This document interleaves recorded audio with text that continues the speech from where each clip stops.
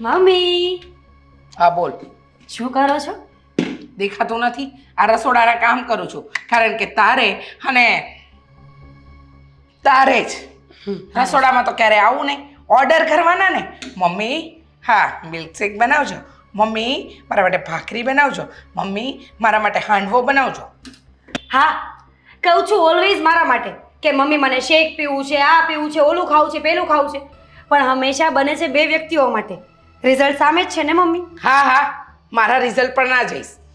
ઘરમાં કોઈ કામ કરવું નથી, નોકરી કરીને જાણે રોબ ઝાડતી હોય એમ થાકી ગઈ છું. મારાથી તો બજારેથી શાકભાજી પણ નહીં લેવાય, લાઇટ બિલ ભરવા પણ નહીં જવાય, મારે કંઈ પણ કામ હશે તો નહીં થાય. પણ આ ફિલ્મો જોવા જવી હોય, શોપિંગ કરવા જવી, ત્યારે ખબર નહીં પગ ક્યાંથી ચાલવા માંડે છે.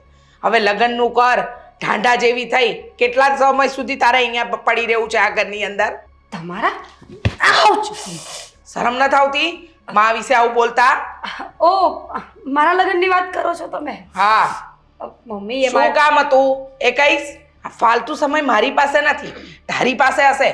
નવરી પડી નથી કે દોડીને આવી નથી, કંઈક બનાવવાનું જ હશે ને?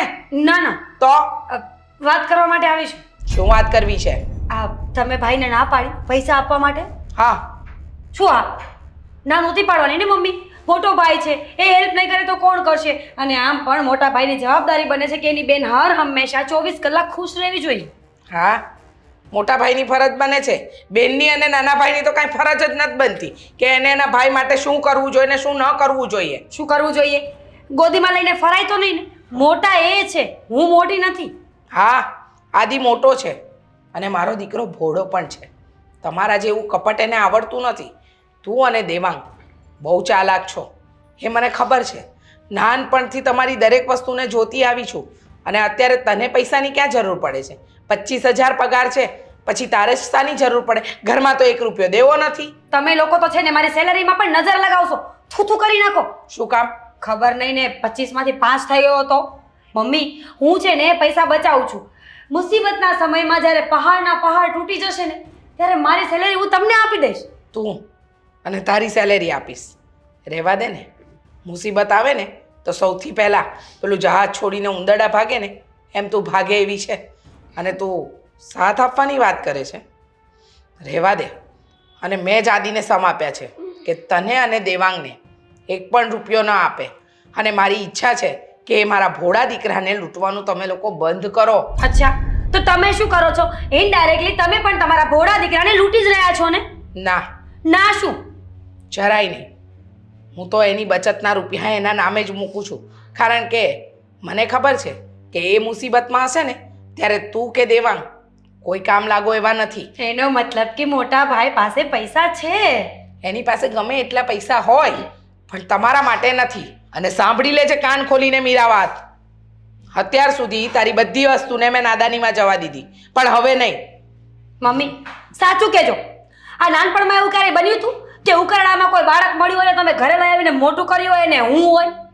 એવું હોત ને તો વધારે સારું હોત, પણ પેટજણી દીકરી છે ને એનું જ આ દુઃખ છે મને. મને તો એવું જ લાગે છે કે તમે લોકોએ છે ને એક બાળકને અનાથમાંથી માવતરનો પ્રેમ આપવા માટે મને લઈ આવ્યા, મોટી કરીને મૂકી દીધી છે હવે. હા, તને તો એવું જ લાગશે ને, પણ એવું કંઈ છે નહીં. જો કદાચ એવું હોત ને તો હું તો ભગવાનનો પાડ માનું છું. એમ તો થાત કે સગા ભાઈ બહેન નથી, એક લોહી નથી તો આવું રહેવાનું. પણ એક લોહી થઈને પણ જો આવું જ હોય ને તો એમ થાય છે કે મારો દીકરો એકલો જ મારા પેટે જણાયો હોત ને તો સારું હતું. તો મારી નાખો ને, કોણ ના પાડે છે? તમે તો જનેતા છો, જન્મ દેવાનો અધિકાર તમને હોય ને તો મારવાનો અધિકાર પણ તમને જ છે. તારે શાની બચત કરવી છે? ક્યારની નથી બોલતી ત્યારે માથે ચડી જાય છે. તારા રૂપિયા છે ને વાપર, અમારે કોઈ તારી મુસીબતના સમયના રૂપિયાની જરૂર નથી, સમજી ગઈ? કેમ આદિ એ રૂપિયા આપવાની ના પાડી તો તને મરચા લાગ્યા ને? હા લાગ્યા. તો હવે નહીં મળે. એ મરચાને વધારે લગાડ, આગ લગાડ, ખાંસી ખા અને કદાચ ગળામાં બળે ને તો ઉપરથી મરચા જ ખા, સમજી ગઈ? તને કે દેવાંગને 1 પણ રૂપિયો આદિ નહીં આપે. અને તમને બહુ જ વાપરવાનો શોખ હોય તો તમે તમારી રીતે વાપરી લો. મારા દીકરાએ કોઈ ના પાડી જ નથી. કમાઓ છો ને 2 જણ તો વાપરતા શીખો. હા તો કઈ વાંધો નહીં. હવે તમે પણ સલાહ નહીં આપતા કે ક્યાં જાય છે, ક્યારે જાય છે, ક્યારે આવે છે. પૈસા હું કમાઈશ ને તો હું વાપરીશ. આ ઘરમાં રહે છે ને આ ઘર મારું છે, એક વાત સાંભળી મમ્મી, લેજે. છોડો મને. હું તારી માં છું. મારી ઉપરવટ જવાની કોશિશ તો કરતી જ નહીં, નહીં તો તારું ડાચું તોડી નાખીશ. સમજી ગઈ? નીકળ હવે. સલાહ આપતી, રૂપિયા ન આપ્યા તો થરથર થરથર કરતી આવી.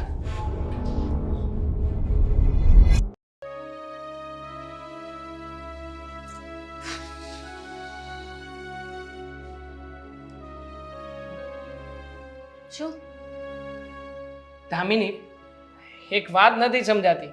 નથી સમજાતી ને તેમાં નવાઈની વાત શું છે? નહીં સમજવાની વાતને જતી કરો. ચો શું જતી કરો અને જાઓ? જો હમણાં છે ને મોટા ભાઈની પાસે હું અને મીરાબેન બંને ગયા હતા પૈસા માંગવા માટે. તો મોટા ભાઈએ શું કહ્યું ખબર છે? નહીં, હું ત્યાં હતી નહીં ને, તો મને કેમ ખબર હોય? તો પૂછતો ખરા કે શું કહ્યું તું, તો હું તને કહું ને. બરાબર.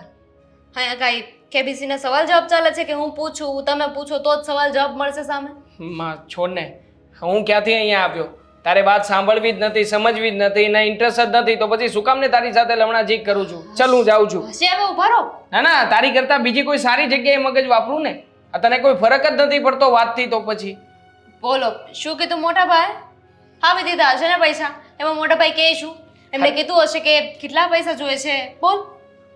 નહીં, આવું કંઈ કહ્યું નહોતું. આ મોટા ભાઈ છે ને સમજી ગયા છે. આ ઘરમાં મમ્મીએ એમને સમજાવી દીધા છે.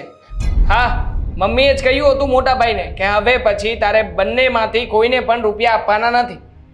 પણ મમ્મી શું કામ એવું કહે? શું કામ એવું ના કે? આ મમ્મી જાણે જ છે કે હું અને મીરાબેન અમે લોકો રૂપિયાનું શું કરીએ છીએ. હા, અમે બંને ભાઈ બહેન સેવિંગ કરી રહ્યા છીએ ને. મમ્મીને આ વાતની જાણ જ છે, અને એટલા માટે જ આ મમ્મી છે ને મોટા ભાઈને પોતાની તરફ વાળી રહ્યા છે. એમને પણ હકીકત ખબર પડી ગઈ છે ને એટલે. શું કંઈ બોલી? જોરથી બોલ ને. કંઈ જ નહીં. હા તો પછી શું થયું? પછી કંઈ નહીં, પૈસા ના આપ્યા, પણ ઉલટાના મોટા ભાઈ અમારી પાસેથી રૂપિયા માંગતા હતા. મોટા ભાઈ પૈસા માંગતા હતા? હા, કહેતા હતા કે એમને કંઈ બિઝનેસમાં લોસ થયો છે અને કોઈ પાર્ટીને પેમેન્ટ આપવાનું છે. એક તો- મિનિટ, હા સિરિયસલી મોટા ભાઈને પૈસાની જરૂર પડી? હા, હવે ખોટું નથી બોલતો. મોટા ભાઈ જ કહ્યું. કહેતા હતા કે અત્યાર સુધી મેં તમને કેટલા બધા રૂપિયા આપ્યા છે, જ્યારે જોવો ત્યારે તમે મારી પાસેથી રૂપિયા લઈ જાઓ છો. અત્યારમાં મારો ખરાબ સમય આવ્યો છે તો મને રૂપિયા આપો. હા તો સારું થયું ને. કેટલા પૈસા આપ્યા મોટા ભાઈને? ક્યાંથી આપું રૂપિયા? ક્યાંથી આપો એટલે તમારી પાસે આ સેવિંગ્સ કરેલા પૈસા છે ને એ આપી દેવાય ને. મારી પાસે કંઈ રૂપિયા નથી, અને આમ પણ આ સેવિંગ્સ કરું છું એ પણ મારી માટે કરું છું હો. આ મોટા ભાઈને આપવા માટે નહીં. તો મોટા ભાઈ જે પૈસા લાવતા હતા એ પણ પોતાની માટે જ લાવતા હતા, પણ છતાંય તમને આપતા હતા ને. તો જ્યારે મોટા ભાઈનો સમય ખરાબ છે તો તમારે એમની મદદ કરવી જોઈએ ને. ક્યાંથી મદદ કરું? કેવી રીતે મદદ કરું? એ મારાથી મોટા છે, એમણે મને મદદ કરવી જોઈએ. હું શું કામ મદદ કરું ખોટે ખોટો? અને આમ પણ હા, પૈસા આપતા હતા તો મેં એકલાએ તો નથી વાપર્યા ને. આ તું પણ વાપરતી જ હતી, તને પણ આપતો જ હતો. હા તો હું ક્યાં ના પાડું છું?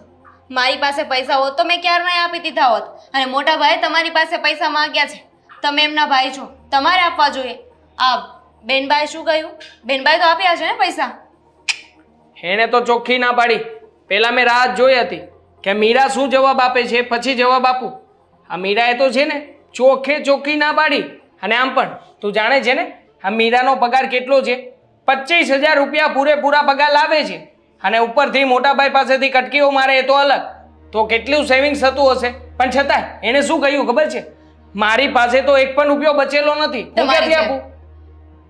હા, હું એની પાસેથી જ શીખ્યો. એણે પહેલા ના પાડી, પછી મેં ના પાડી. કારણ કે એ ના આપતી હોય તો હું શું કામ આપું? હવે એ શું કરે ને શું નહીં એ તો કાલે સવારે કૂવામાં પડશે, તો તમે કૂવામાં પડવા જશો? ના ના, કૂવામાં ધક્કો મારીશ ને તને. એની પહેલા હું તમને ધક્કો ના મારી દઉં? હા હા, એટલી બધી તેવડ છે તારામાં કે મને ધક્કો મારી શકે? જાણે હોય જો તું છે ને દર વખતે તારી સલાહો નહીં આપ, મને સહકાર આપતા શીખ ને. આ દર વખતે હું કેવી કેવી તને મદદ કરું છું. નહીં આપું, કોઈ સલાહ નહીં આપું. વાત પૂરી થઈ ગઈ, મેં સાંભળી લીધું. Thank you. બીજા લેક્ચરમાં મળીએ. મારે જ નથી મળવું તને. આ તને મળીને કઈ ફાયદો નથી થતો, ઉપરથી આ મગજનું દહીં થઈ જાય છે તને મળ્યા પછી.